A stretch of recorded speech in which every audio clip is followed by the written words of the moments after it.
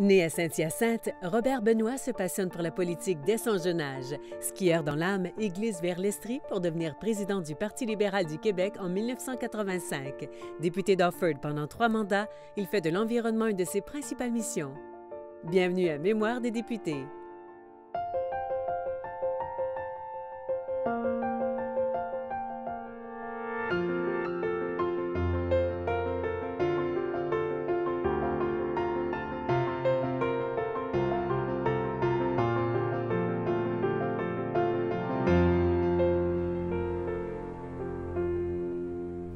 Bonjour, M. Benoît.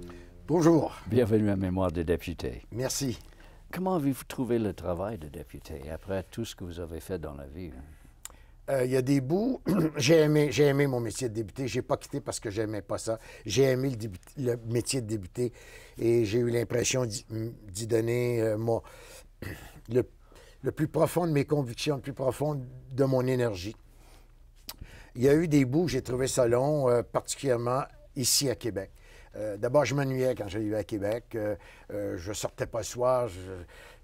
Je ramassais un sandwich, j'allais manger à mon condo ou je restais à mon bureau. Donc, j'ai trouvé ça long, l'époque, les commissions parlementaires qui finissaient pas de finir, les filibusters. À l'époque, on siégeait toute la nuit. Hein. Alors, je me souviens de rentrer au Parlement à 4 heures le matin parce que les autres siégeaient. Moi, j'avais la permission d'aller me coucher, de rentrer très, très tôt le matin.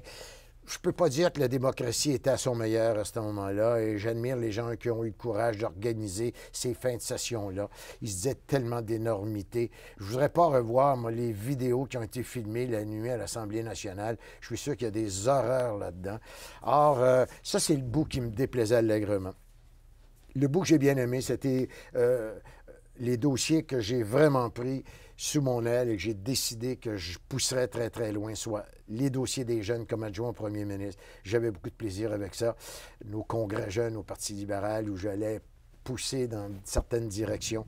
Et évidemment, l'emploi de député dans le comté, pour moi, c'était jamais difficile. C'était toujours plaisant, que ce soit le concours des labours ou que ce soit d'aller planter des arbres avec des jeunes dans des écoles ou me préoccuper du débat des heures d'ouverture où 50-50 des gens à Magog étaient pour et l'autre 50 étaient contre. Avec Gérald Tremblay, il fallait trouver des solutions. Il y avait un exode économique les fins de semaine vers les États-Unis. Donc ça, c'était des débats que j'ai grandement apprécié faire et écouter ce que les gens veulent. Moi, j'ai jamais pensé que j'étais là pour dire à mes gens qu'est-ce que Québec pensait. J'ai jamais pensé ça. J'ai toujours cru que j'étais là pour prendre ce que les gens du comté pensaient et de l'amener à Québec. Et je me disais, Québec, ils ont tous les pouvoirs pour faire valoir leur point de vue, pour les défendre. Ils ont une grosse machine de publicité. Ils n'ont pas de besoin, humblement, de Robert Benoît pour aller faire la propagande sur le terrain.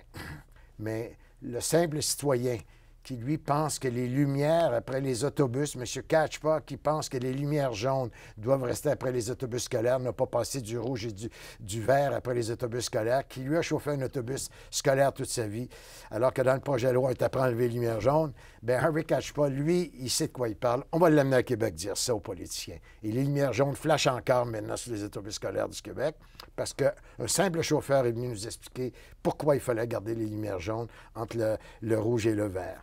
Et alors que les fonctionnaires ici avaient décidé, pour toutes sortes de bonnes raisons, d'enlever les lumières jaunes. C'est un cas typique, ça, où on doit écouter les simples citoyens qui ont des choses à dire. Est-ce qu'on les écoute assez? Non. Non. Maintenant, chacun a sa version aussi. Ouais, Probablement que j'ai amené Harvey Catchpa parler des lumières jaunes. Je les ai que c'est un peu ridicule, cet exemple-là. Probablement que j'aurais pas amené bien d'autres chauffeurs d'autobus qui, eux, pensaient qu'il fallait enlever les lumières jaunes après les autobus. Mais enfin, le net-net, c'est qu'Harvey Catchpa est venu à la commission parlementaire, puis on a gagné ce point-là. Je me souviens aussi sur le débat des heures d'ouverture où on a écouté tout le monde et son père. Et à un moment donné, il y a une caissière de Steinberg qui est venue en commission parlementaire. Il nous a parlé de son vécu, elle. Et j'ai toujours pensé qu'elle avait eu plus de poids que n'importe quelle autre personne qui était venue, grands experts sur les heures d'ouverture. Et je me souviens, quand on a voulu toucher au comté d'Offord, les limites du comté d'Offord, là aussi, on a eu plein d'experts qui sont venus nous expliquer la sociologie et on avait un humble attaché politique, Julien Morin, à Quadécook, qui connaissait tout le monde, qui avait été attaché politique toute sa vie, qui était arrivé pas de documents et qui a expliqué au commissaire c'était quoi le comté d'Offord.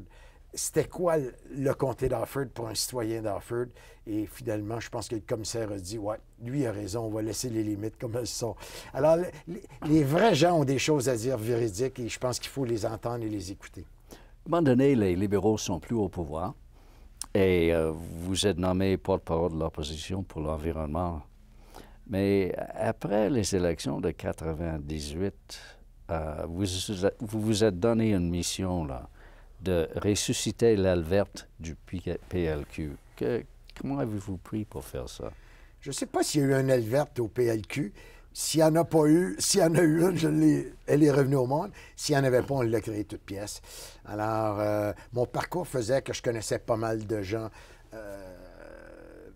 Il faut dire que le mouvement environnemental prenait toute une importance dans l'échiquier politique au Québec. Oui. Et, autant M. Bourassa, en 88, était un peu résistant quand j'ai parlé de faire un congrès où on parlerait beaucoup d'environnement, autant quand on va y vivre dans l'opposition, là, tout le monde parle d'environnement. Mais Bourassa, pour ça, c'était quoi ses réticences? Pour l'économie? C'était l'économie. Lors d'un souper avec mon épouse et M. Bourassa, où mon épouse essayait de lui dire que les tours électriques, il y en avait assez au Québec, là, qu'on était après défaire les paysages. Et je me souviens encore de M. Bourassa qui répond avec un humour extraordinaire à mon épouse qui dit « Gisèle, qu'est-ce que tu as contre mes belles petites tours Eiffel à la grandeur du Québec? » Et finalement, ses arguments étaient purement économiques. Si on était trop environnementaliste, on nuisait à l'économie. C'était le discours de l'époque. C'est de moins en moins le discours. Aux États-Unis, on s'appelle que toi, tout le mouvement anti-Trump dit, ben non, on ne crée plus de jobs que les mines de charbon en créent en ce moment avec nos panneaux solaires, les éoliennes. Alors, le discours a évolué grandement. Alors, quand j'arrive à l'opposition, c'est les grands débats. L'industrie des porcheries au Québec, oui. La situation des sites de déchets qu'on ouvre allègrement un peu partout, sur le bord des rivières, parce qu'il y a des décharges en grande partie. Le grand débat de l'eau, on s'aperçoit qu'on est après perdre le contrôle de la qualité de l'eau au Québec dans plusieurs plans d'eau. Alors, il y a des grands débats. Toute la structure d'organisation du ministère de l'Environnement. Alors, on a créé des conseils régionaux de l'environnement. On n'est pas trop sûr ce que ça fait, ces affaires-là. Entre la Gaspésie et celui de Sherbrooke, il y a des années-lumière de différence au niveau de l'organisation. Alors, j'engage des étudiants qui conduisent ma voiture, puis je fais des tournées du Québec. Et c'est palpitant, c'est extraordinaire. J'ai tellement de plaisir à faire ça. Et là, j'ai 5 ministres devant moi en 6 ans comme porte-parole de l'opposition. 5 ministres péquistes. Ils font à peu près 1 an et demi chacun, là. Alors, j'ai eu beaucoup de plaisir à me promener à travers le Québec, à écouter ce que les gens avaient à dire et ramener ça. Et comme les nouveaux ministres, ben là, le ministre y arrive avant qu'il trouve qu'il y a aussi la photocopieuse, puis le nom de son sous-ministre, puis tout ça, bien, il était déjà sorti du ministère. Et moi, je restais là. Je connaissais les dossiers, puis j'avais tous les dossiers. Alors, les derniers ministres, je pense qu'il aurait aimé mieux avoir quelqu'un d'autre que moi, l'opposition. J'avais beaucoup de plaisir à faire ça. J'ai fait avancer des dossiers en environnement, j'en suis convaincu. La côte de Beaupré n'avait pas de schéma d'aménagement. Le ministre Bégin est arrivé, il était l'avocat de la côte de Beaupré. Alors, toute la province était rendue au 2e. On était après entamé le 3e schéma d'aménagement. Et on continuellement construit des Canadian Tire puis sur la côte de Beaupré. En Europe, on aurait préservé ça depuis 200 ans. Nous, on emplissait dans le fleuve puis on construisait. Et je me suis dit, Paul Bégin ne peut rien faire là-dedans. Il était l'avocat de la côte de Beaupré. Moi, je peux faire quelque chose là-dedans. Et aujourd'hui, il y a un schéma d'aménagement et je suis sûr que les choses s'améliorent avec les gens de la côte de Beaupré. Et alors, je suis convaincu que l'époque où j'ai été dans l'opposition, j'ai fait avancer des choses, non pas seulement pour mon comté, mais pour l'ensemble du Québec. Et j'en suis fort heureux. J'en suis fort heureux que j'ai pu faire avancer l'environnement. Et l'époque, c'était facile de le faire aussi. À un moment donné, vous avez complété votre mandat. Oui. Mais vous avez déjà décidé de ne pas revenir à la fin du mandat. Pourquoi avez-vous décidé ça? La fin du 2e mandat, l'histoire de ma vie, c'est des époques de 10 ans, 12 ans. Et quand je m'étais présenté, j'avais dit, mon intention, c'est de faire 2 mandats. Alors, j'avais fait 2 mandats. Je venais de me faire élire pour un 3e mandat. Et J'ai toujours pensé qu'il faut laisser la place à des plus jeunes. Et donc, j'ai avisé mon personnel le lendemain de l'élection de mon deuxième mandat que je ne me représenterai pas pour un troisième mandat. Donc là, j'ai été porte-parole en environnement avec M. Charest, mais quand la troisième élection est arrivée, où M. Charest a pris le pouvoir, c'était clair que je ne me représenterais pas. Pourquoi? J'avais fait 13 ans, finalement, 5 ans avant, comme président du parti et vice-président. Donc, le total de tout ça m'amenait une vingtaine d'années, un peu loin des enfants, évidemment loin de mon épouse. Et j'avais peut-être de nouveaux défis à relever dans d'autres aspects de ma vie. Et c'est ça. Donc, c'était pas négatif en soi. J'ai laissé la place à d'autres. Et puis, vogue la galère. J'ai fait d'autres choses. Quand vous avez quitté la politique active, élue, vous avez promis de rester impliqué pour les causes de l'environnement. À ce moment-là, avez-vous une idée où ça vous mènerait? Non, absolument pas. Absolument pas. Je demeure sur le bord d'un lac. Il y a une association de bord de lac dont mon épouse est impliquée, donc je veux donner un coup de main là. Je suis invité à donner des petites conférences dans les écoles du coin, moi, là, je prends ma retraite, ma famille est en affaires, je vais donner un coup de main, mais plus loin que ça, j'ai aucune idée où tout ça m'amène. Mais en 2006, le ministre Claude Béchard déclare qu'il est en faveur d'un projet de condominium au pied des pentes de ski de Mont-Harford. Et cette position était contraire non seulement aux recommandations du Bureau d'audience publique sur l'environnement, mais à la politique de son prédécesseur, Tom Mulcair. Une partie du parc serait privatisée.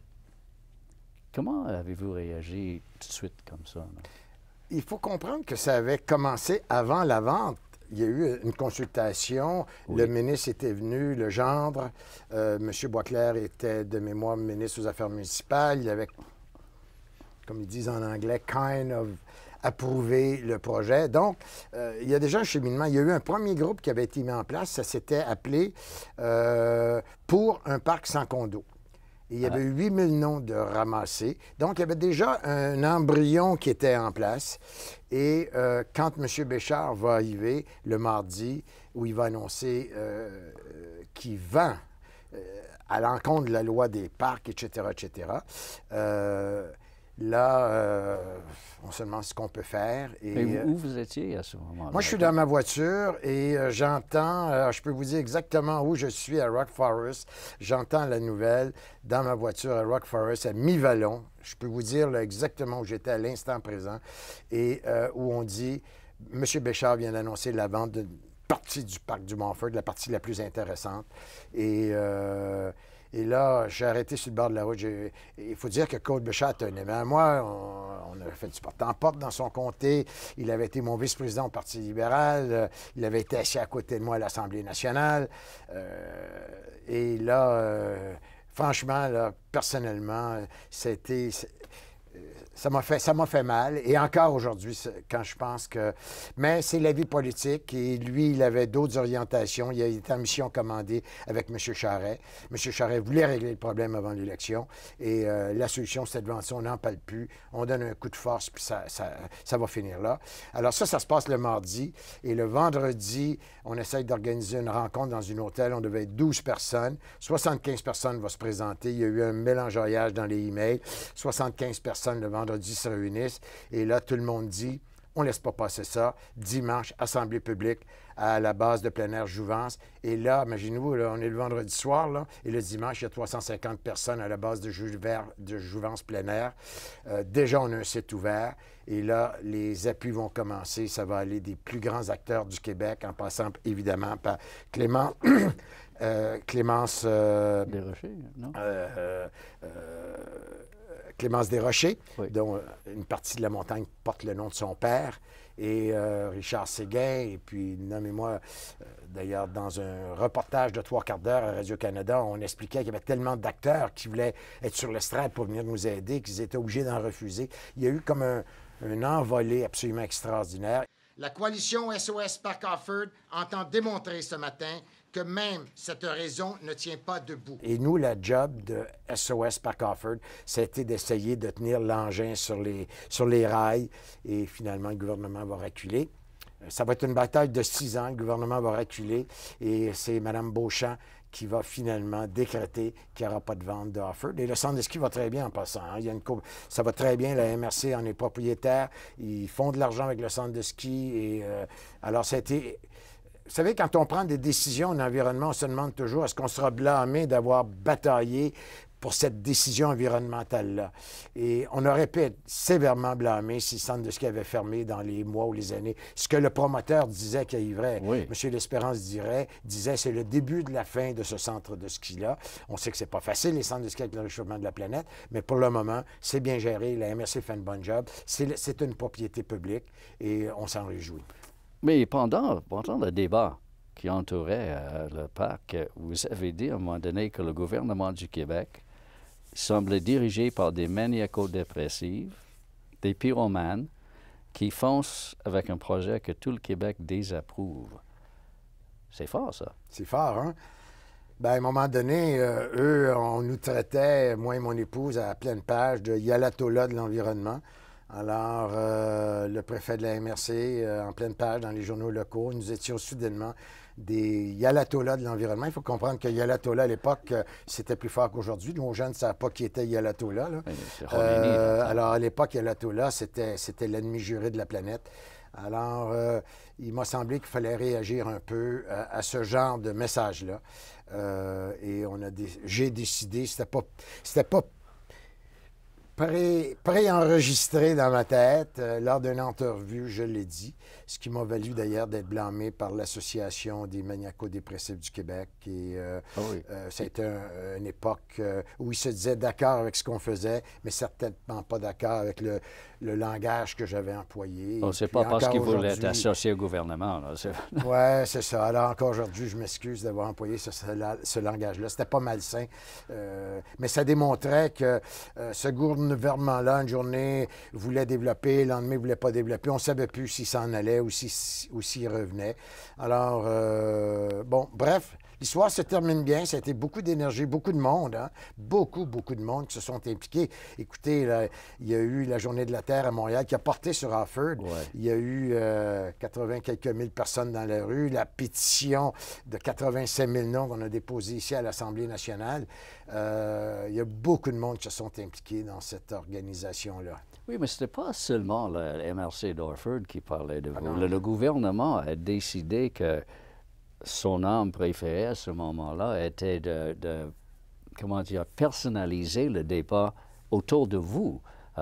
Votre nom est enlevé de l'organigramme du parti. Les libéraux, j'ai entendu vous traiter de traître au parti. Est-ce que ça blesse? Est-ce que ça laisse des traces?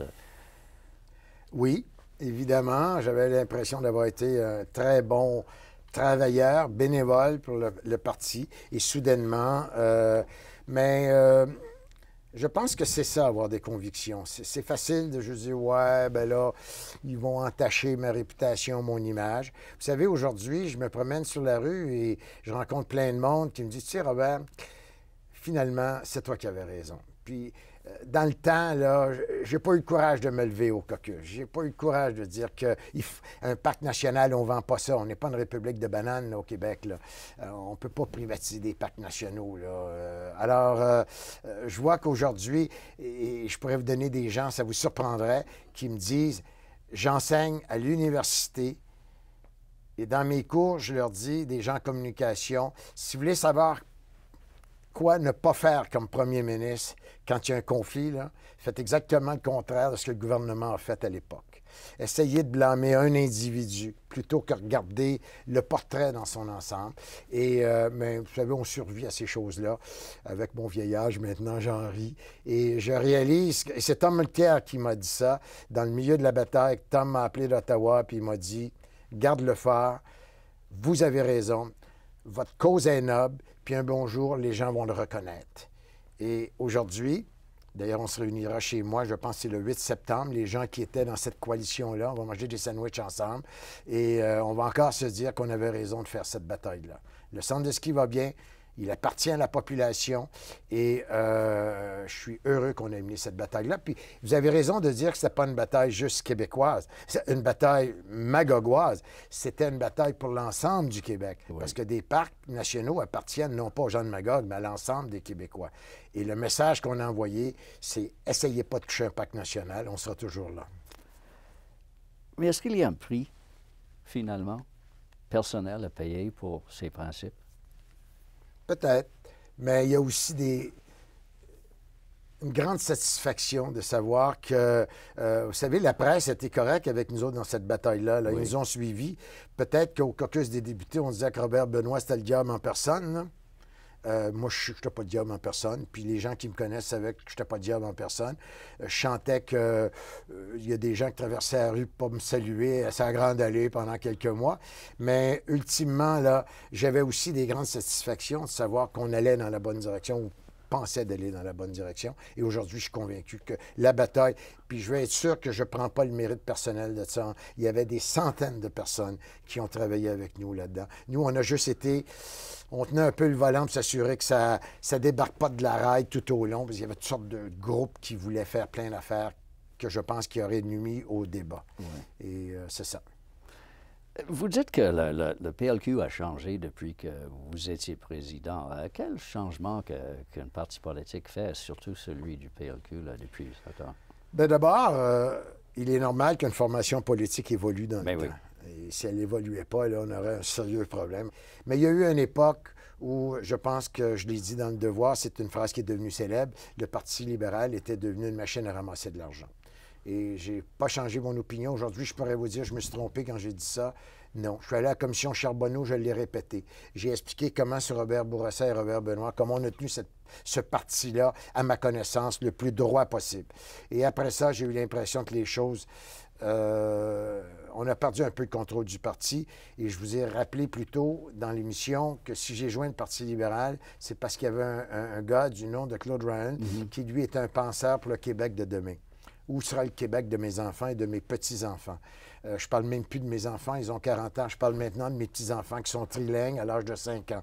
Le Québec a évolué pas mal. Ma fille était mariée avec un Tunisien. L'autre était marié avec un péquiste, président du PQ. Alors, c'est le Québec moderne, cela. Et c'est ça qu'on voulait, c'est ça qu'on regardait, les Claude Ryan, les Robert Bourassa, les Gérard Delévesque, les Daniel Johnson. Et j'ai eu l'impression qu'avec l'arrivée d'un autre gouvernement, celui de M. Charest, cette réflexion-là, on a cessé de la faire pendant une étape. Et je pense que le parti est après. Il y a un pouvoir d'écoute très grand. Le docteur Couillard assiste à toutes ces rencontres-là en ce moment. Il écoute ce que les gens du Québec veulent avoir. Et je pense qu'on est après ressuscité d'une époque qui n'a pas été très glorieuse. Comment sentez-vous personnellement? Vous avez parlé de Charbonneau et plus récemment, vous avez reçu la visite des enquêteurs de l'unité anticorruption et ils vous questionnent à propos des agissements des gens bien connus dans votre parti politique. Est-ce que ça rappelle les mauvais souvenirs? Est-ce que ça vous blesse? J'ai jamais refusé de parler à un média, de parler dans une école, d'aller à l'université. J'ai jamais eu peur de mes convictions. Donc, d'abord, pour répondre, quand les gens de la commission Charbonneau m'ont demandé de me rencontrer, ils étaient très professionnels. Hein. Tout comme quand ils sont revenus ensuite pour... je ne sais pas ce qui va se passer éventuellement, s'il y aura des gens mis en cours ou quoi que ce soit. Ces gens-là étaient d'un professionnalisme impressionnant. Donc, on n'a pas affaire à une république de bananes, on n'a pas affaire à des gens qui ont des agendas politiques. On a vraiment des gens qui ont un métier à faire, qui le font très bien et qui essayent d'aller chercher de l'information. Je ne peux pas leur en dire plus que ce que j'ai. Oui. J'ai été 2 minutes et demie dans une chambre avec un individu qui me demandait de ramasser de l'argent. Ouais. J'ai jamais pensé que je passerais 2 minutes et demie dans une chambre d'hôtel un jour et que j'en parlerais pendant 15 ans. Alors, qu'est-ce que vous voulez que je raconte? Je raconte l'époque où j'étais président du parti, les moyens, c'est ça à Charbonneau. Qu'est-ce qu'on a fait, Robert Bourassa et moi, pour éviter qu'on ait ce genre de situation compliquée pour un premier ministre? Je lui ai dit, si moi je suis président, on ne laissera rien passer, M. Bourassa, puis c'est exactement ce que je veux, puis je veux tout savoir. Il y a d'autres premiers ministres qui disent, tiens loin de moi l'information. Lui, il dit, je veux tout savoir. Ils savaient tout. Donc, quand les policiers sont arrivés chez nous, ils sont professionnels, ils vous posent des questions. Là, j'ai répondu au meilleur de ma connaissance. Ils en font bien ce qu'ils voudront. Avec tout que vous avez vu et entendu et vécu, est-ce que votre expérience politique fut positive en fin de jour? Très positif, très positif. Si j'avais à refaire ma vie, cette époque-là, je dirais même que c'est une des parties les plus heureuses de ma vie, cette partie où j'étais en politique. Après ça, j'ai été élu sur mon petit conseil municipal dans mon petit village d'Austin jusqu'en novembre. Là aussi, c'était heureux. Là aussi, on a pris en main un zonage qui était déficient terriblement dans notre municipalité et on l'a refait. On a même gagné un prix canadien récemment. Alors là aussi, on a été capable de pousser un peu plus loin les aspects environnementaux. On ne gagne pas toutes les batailles, hein. Ce matin, North Atlee annonce qu'ils vont construire 210 condos dans une zone inondable et que la MRC, hier soir, a voté pour ça. Tout l'ensemble des maires à l'unanimité, comme un chœur de chant. Bien, je m'en réjouis pas. Les zones inondables, après ce qu'on vient de vivre au Québec, je pensais qu'on était rendu plus loin que ça. On ne gagne pas toutes les batailles, malheureusement. Alors, c'est pas terminé. On verra. Pour vous, quel est l'avenir? Bien, j'ai 73 ans. Et j'ai 4 beaux petits-enfants, 2 belles petites filles, 2 beaux petits garçons qui sont internationales. Une des adolescentes pour l'Angleterre, part pour l'Angleterre demain avec son pas de sac et son école. J'en ai un autre qui, lui, le papa est tunisien. Alors, il joue dans la ruelle avec les petits Tunisiens à l'âge de 3 ans pendant tout l'été. Il parle 3 langues, l'anglais, le français et l'arabe. C'est le Québec d'aujourd'hui, je les regarde. Moi, je ne suis pas sûr que j'ai des grandes aspirations. J'ai des grandes aspirations pour vous, pas pour moi. Moi, j'ai fait pas mal ce que je voulais faire. J'ai fait le tour de la table. Je continue à aider quand ça cogne à ma porte, que ce soit des étudiants en difficulté, handicapés. Je suis coach à l'Université de Sherbrooke, mentor à l'Université de Sherbrooke, gouverneur d'une des facultés. Et si je peux aider un étudiant, j'ai jamais dit non. Et j'ai quelques beaux succès là, pour eux, pas pour moi, mais quelques beaux succès dont je suis tellement fier. Alors, c'est un peu ça, les prochaines années. Et être heureux quotidiennement, hein, quotidiennement avec mon épouse. Et que ce soit le jardin, que ce soit les fleurs, des petits projets de voyage à travers le Québec. C'est probablement ça ce que l'avenir me réserve. Nos entreprises familiales aussi. On a...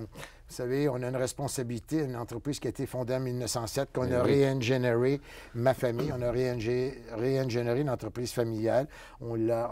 Parce qu'on a vendu la maison mère, on était 3 familles là-dedans. Notre famille, on a réingénéré. On a des responsabilités sociales et familiales face à ces investissements-là.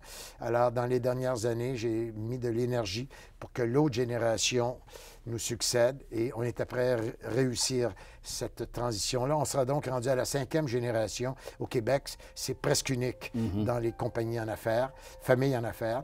Et espérons qu'on réussisse cette transition vers la nouvelle génération. Et mes petits-enfants assistent maintenant à des comités consultatifs. On les a impliqués sur la fondation et je les regarde aller et je suis tellement, tellement impressionné par eux. Merci beaucoup, M. Bellemare. Très bien, merci.